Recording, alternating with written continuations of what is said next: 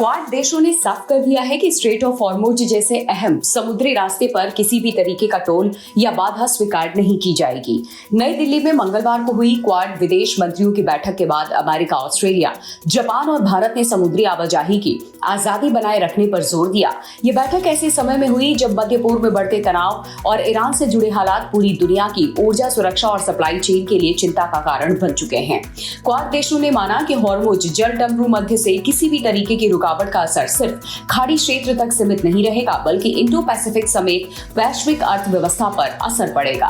Quad में शामिल Australia, Bharat, Japan और अमेरिका ने बैठक में समुद्री सुरक्षा, जरूरी खनिजों की सप्लाई, बुनियादी ढांचे के विकास, नई तकनीकों और आपदा राहत जैसे मुद्दों पर सहयोग बढ़ाने का संकल्प दोहराया।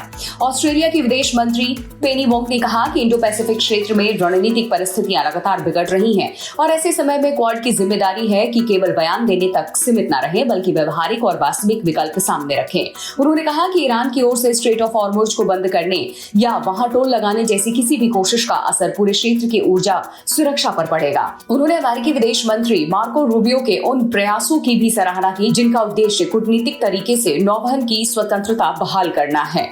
उन्होंने दो टूक कहा कि क्वाड किसी भी प्रकार के टोल लगाने के प्रस्ताव का विरोध करता है और समुद्र में मुक्त आवाजाही के सिद्धांत को बनाए रखना बेहद जरूरी है। जापान के विदेश मंत्री ने भी हॉर्मुज में सुरक्षा और स्वतंत्र नौवहन सुनिश्चित करने पर जोर दिया। उन्होंने कहा कि ईरान से जुड़ी स्थिति का इंडो पैसिफिक क्षेत्र पर सीधा असर पड़ता है, खासकर ऊर्जा आपूर्ति के मामले में। इसीलिए क्वाड देशों ने मध्य पूर्व में स्थिरता लाने और समुद्री मार्गों को खुला रखने के लिए कूटनीतिक प्रयासों के महत्व को दोहराया। उन्होंने कहा कि बैठक में महत्वपूर्ण खनिजों और अन्य सामग्रियों के निर्यात पर लगाए जा रहे प्रतिबंधों को लेकर गहरी चिंता जताई जा रही है। इसके अलावा उत्तर कोरिया के परमाणु और मिसाइल कार्यक्रम, साइबर गतिविधियों और पूर्ण परमाणु निस्तारीकरण के मुद्दे पर भी चारों देशों ने साझा रणनीति पर चर्चा की।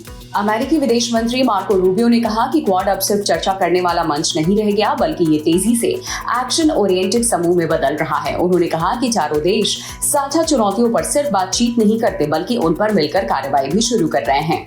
वहीं भारत की तरफ से भी समुद्री सुरक्षा, सप्लाई चेन की मजबूती और नियम आधारित अंतर्राष्ट्रीय व्यवस्था के समर्थन को दोहराया गया। नई दिल्ली में हुई इस बैठक ने साफ संकेत दिया कि क्वाड देश हिंद प्रशांत और मध्य पूर्व दोनों क्षेत्रों में समुद्री मार्गों की सुरक्षा और वैश्विक व्यापार को प्रभावित करने वाली किसी भी एक तरफा कार्रवाई के खिलाफ एकजुट है।